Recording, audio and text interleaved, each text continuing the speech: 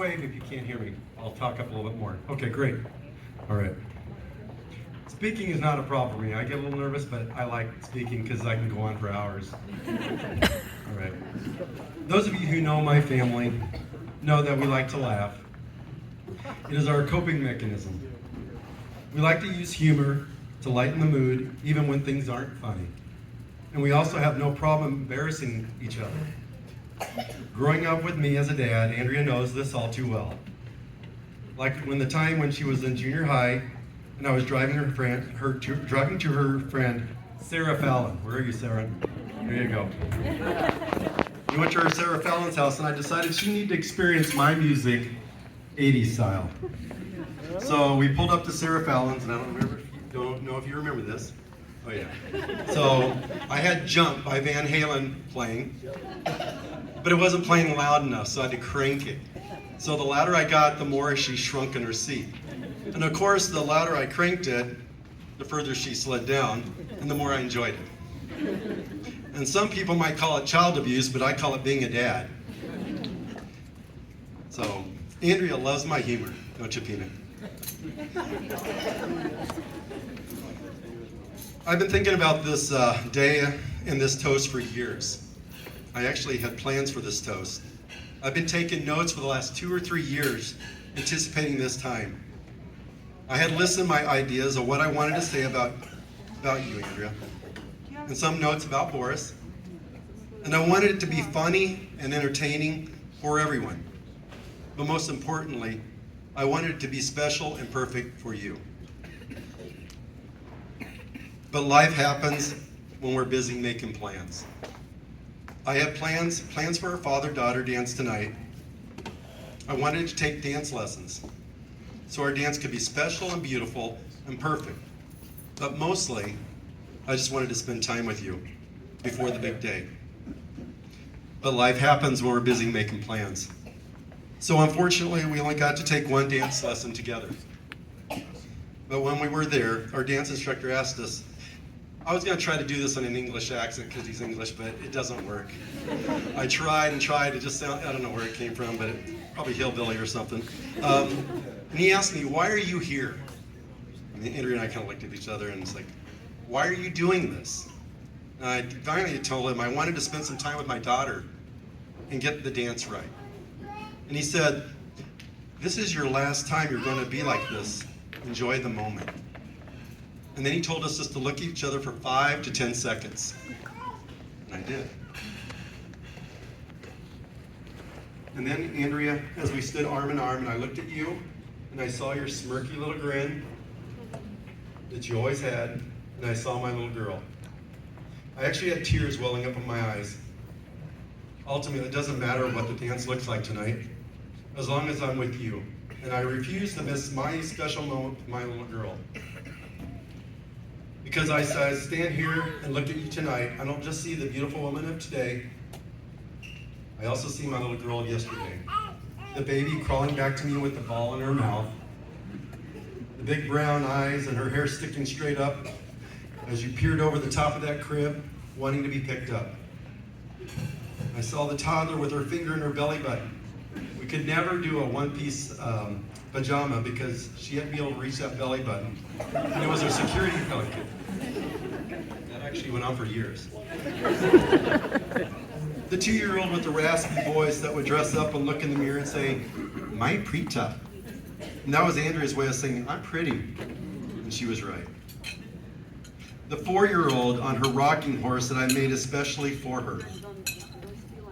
The 5-year-old that would roll over in bed, not wanting to get up in the morning and just say, "I want to sleep just a little bit longer." And my wife and I still say it to each other every morning when we want to sleep in. The 7-year-old that sold the red rocking horse that I made especially for her, or a pair of pink rollerblades. The 10-year-old smiling at me as we did swing dance together at the father-daughter dance. And then the 12-year-old loudly and proudly singing karaoke with me as we lay on the living room floor. And the 16-year-old taking the driver's test, who I might add has never totaled one of my cars, unlike all of my boys, except Except for Peter, who just got his license this year. I'm holding out hope. This speech may not be funny. It's turning out to be kind of funny. But it's straight from my heart to yours. Andrea, you're a father's dream to me. You're my dream. You have the cutest giggle and then the looks that melt my heart. You are kind-hearted and generous beyond measure. You have an independent and adventurous spirit, which I love. We both skydive. You have a feisty spirit and won't take crap from anybody. I had to tell my wife, can I say that in a Christian way? And you are self-assured and confident in a non-arrogant way.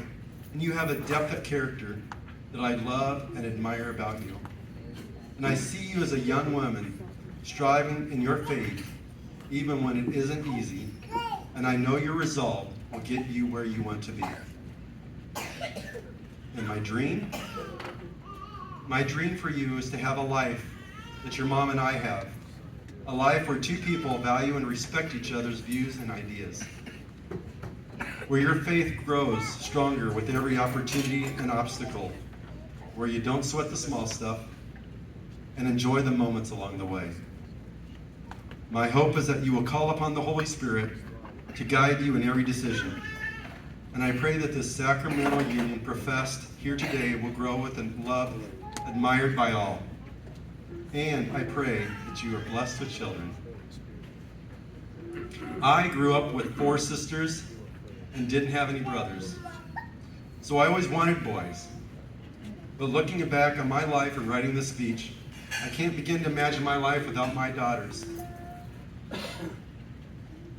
When I proudly tell people I have 7 kids, not including the 4 that we have in heaven, most people are like, wow, that many? And I always compare them to a cake. And I say, my kids are the ingredients of a wonderful cake. And I would never want to give up any of the ingredients in this family. And today I'm happy to add another ingredient, Boris. Boris, when you first asked for Andrea's hand in marriage, I had a list, as you well recall. And I remember sitting out there in the back room, and the first thing on my list was to share with you my life's mission as a husband and father, to help my wife and family get to heaven. The point of my sharing this was to emphasize the importance of faith in a marriage. That being said, I will say this. There is nothing, and I mean nothing, better than seeing someone take care of my daughter the way you have. There have been numerous times when Boris has been at the house before Andrea, and he keeps checking out the window, looking out for her. It seems such a beautiful act of concern and love, anticipating her arrival. Or maybe he's just wondering how long he has to sit there by himself with my wife and I while I talk about how great the Lions are. I like to think the former. In all seriousness though, a few weeks ago my wife and I were in Mass. And after the second reading, we looked at each other and whispered, "That's Boris." And this is the reading. And this is from James 2:14 through 18. What good is it, my brothers, if someone says he has faith but does not have works? Can that faith save him? If a brother or sister has nothing to wear and has no food for the day, and one of you says to them, "Go in peace, keep warm, and eat well," but do not give them the necessities of the body, what good is it? So also faith of itself does not have, if it does not have works, is dead. Indeed, someone might say, "You have faith and I have works."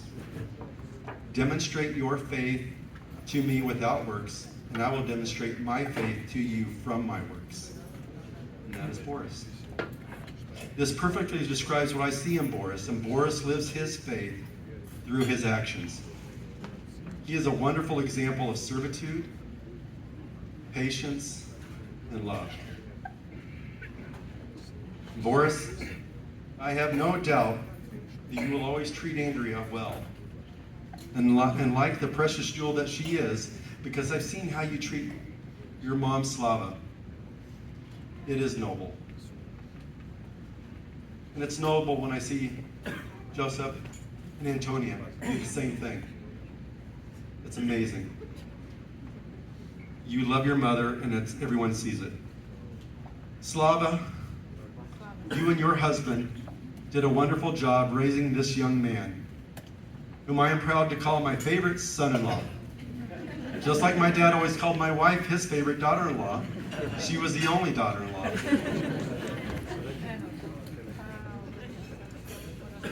Welcome to the family, Boris. And now, if you would all raise your glass.